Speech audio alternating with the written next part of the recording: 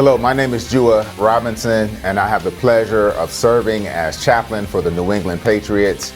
And I have the privilege of helping our team grow spiritually, mentally, and emotionally as men.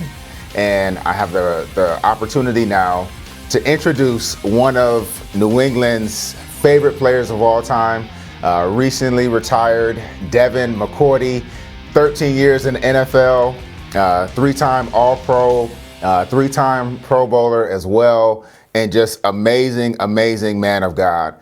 He is the husband of Michelle and the father of three amazing kids. And so, Devin, I just want to welcome you here today.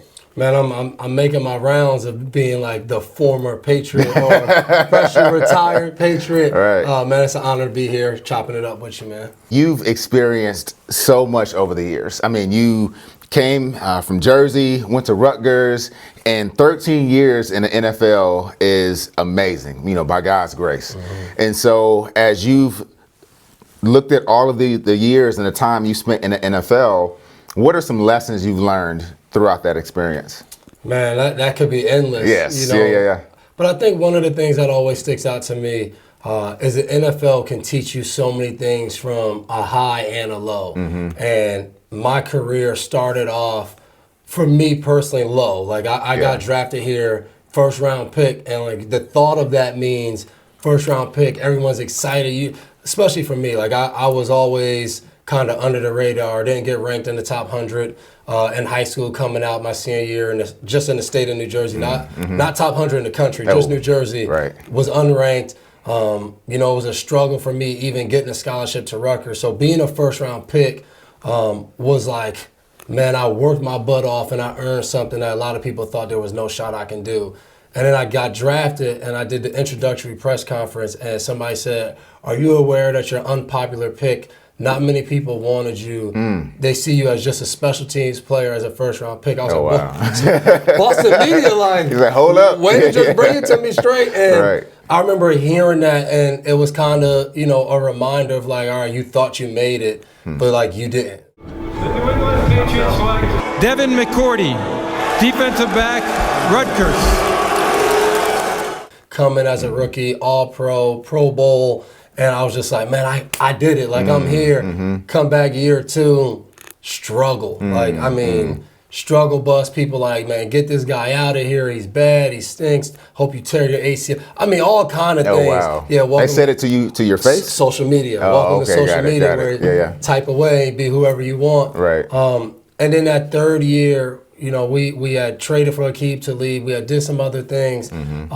And I started to have just fun. Fun that didn't have to do with winning, losing, playing good, playing bad. It was just me enjoying the moments with the guys that I was very fortunate to have in the secondary on the defense. So I learned in that lesson of where are you at? Like, are you being present and are you letting every outside circumstance affect who you are as a person? And I remember going through those first 3 years, I told myself that third year I would never let what was going on in football dictate who I was as a person as far as being angry, and that, essentially helped me to be, I didn't know at the time it was going to help me be a better father, a better husband, of being able to leave that stuff at work. But servant leadership, I got to learn firsthand around Matt Slater, who used to always talk to me about that.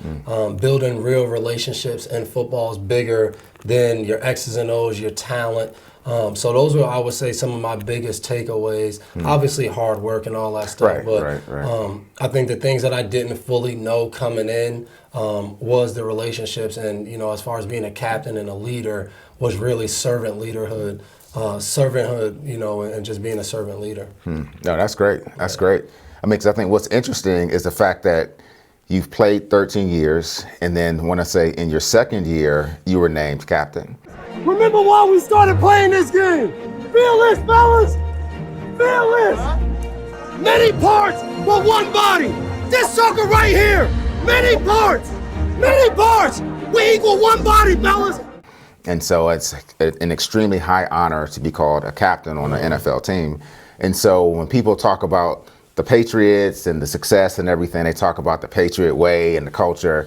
How would you describe that? I don't like to say it's nonsense, but like the thought of like this like special, like I think it's nonsense. Like I think especially because we say, will this guy fit the Patriot way? And it's really, is this guy going to be a good teammate? Is this guy going to say, it's more important for me to win than my individual stats and goals?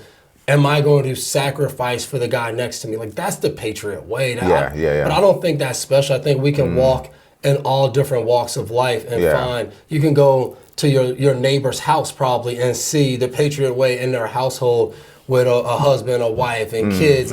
All of those different things you can see those attributes. But yes, coming into New England, I played, college football at Rutgers, and, Coach Shiano was a huge Bill Belichick fan, and he spent time here in New England. So a lot of the things that they talked about here, I kind of had heard a little bit in college, but getting here, the thought of team first, sacrificing for the guy, that stuff to me, I was like, I'm all for that. Single mom, 2 other brothers, you get raised with 3 boys and a mom.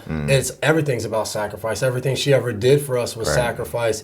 And then when you have a twin brother, you're all about team. We could go to the basketball court and play one-on-one against someone, but more times we're like, hey man, y'all want to go twos? You want to go two? We wanted to be a team and go out there and attack that way. So yes, I think the Patriot way is real, because I think the guys that are in the locker room that come after the guys before us, the Teddy Bruschi's, the Willie McGinnises, the Vince Wilforks, all of those guys, they set a standard for us, and we take pride in that. We take pride of upholding that and lifting it up and passing it on. But this mystique of, it's some special formula, I just don't believe. I believe it's a group of men and women coming together in an organization and saying, this goal at the end is a Super Bowl, and we're only going to do what gets us to the Super Bowl.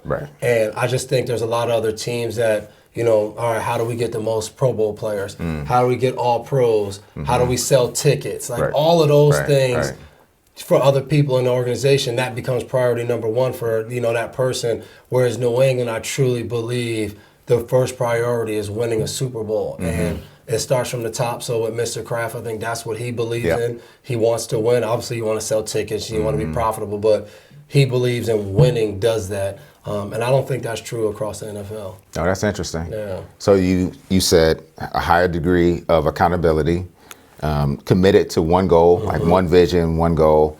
And it sounds as if there's a lot of personal sacrifice that goes into it, right? A lot of personal sacrifice. And I think you're a husband, you're a father.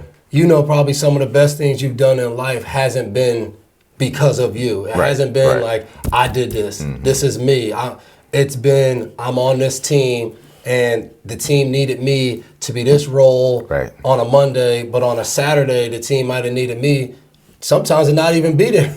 Just get out the way and let the team just be an encourager, Exactly. Be an encourager, And I think that's what has been so fun for me, 13 years, 5 Super Bowl appearances, 3 Super Bowl wins, and I can vividly look back and see my role was probably different in every year that I was here because I've had to play different roles, and that probably goes for every guy on the team. Even the greatest player for us was Tom Brady, and I think even for him, if he looked back, he would see himself in different roles on the team, that he had to be the best in that role, which, I mean, all the time it was being the best player, but it was also other roles that he had to fulfill for that team to reach its maximum potential. Now, that's interesting.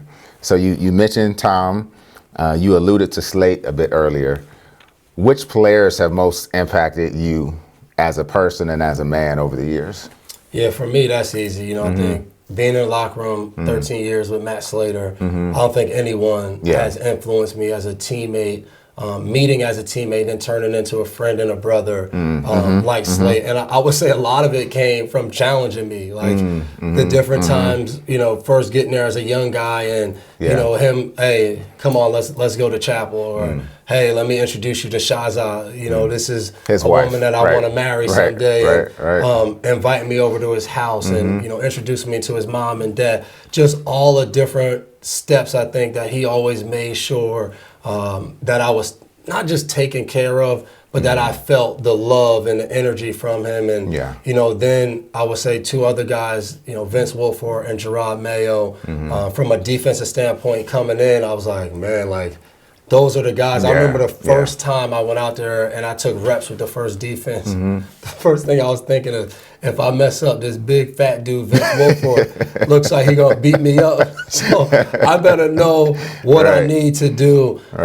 But outside of that, whether it was holidays, whether it was just a weekend in the off season, inviting me over, cooking, ordering food. When I first came up here, you know, I wasn't with my wife yet. So I was just here, you know, by myself, and they would always invite me and bring me a part of things, and not just, you know, from a teammate standpoint, but gave me like a second family to be around, and I'm always, you know, very thankful and grateful at. And then another guy that, you know, you wouldn't really expect was Kevin Falk. You know, just the way the lockers were set up when I first got to New England, my locker was right next to his, because we were in numerical order. So it was Brandon Merriweather, me, Kevin Falk, and, you know, Kev played running back. So we very rarely talked about what I needed to do as a corner or anything. But he taught me routine. He taught me how to be a pro. Like, if you want to be a pro, you need to get a routine, and you need to stick to that routine day in and day out. Move your routine around that. Structure everything around what you need to be a good and great football player.